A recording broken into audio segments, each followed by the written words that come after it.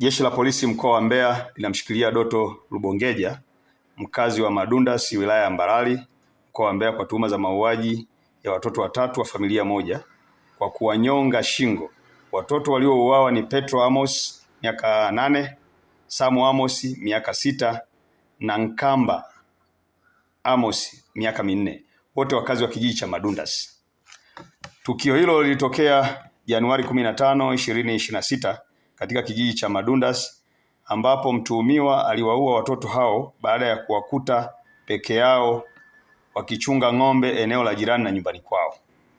Baada ya kutekeleza mauaji hayo, aliiba ng'ombe 15 walizokuwa wakichunga watoto hao, kisha kuziswaga na kwenda kuzificha nyumbani kwa mjomba wake aitwaye Masoda Kurwa, anayeishi kijiji cha Madundasi B, na kuanza kutafuta mteja, ambapo alifanikiwa kuwauza ng'ombe hao na kupata fedha taslim shilingi milioni 5,100,000.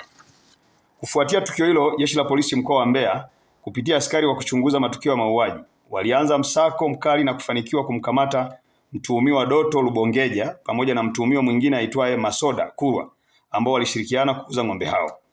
Kupitia msako huo, askari hao walifanikiwa kuwapata ng'ombe wote 15 waliokuwa wameibiwa pamoja na fedha taslim kiasi cha shilingi milioni 5,100,000 zilizopatikana baada ya kuuzwa kwa ng'ombe hao. Uchunguzi wa awali umebaini kuwa chanzo cha tukio hilo ni tamaa ya kujipatia mali kwa njia isiyo halali. Upelelezi unakamilishwa ili hatua za kisheria ziweze kuchukuliwa dhidi ya watuhumiwa.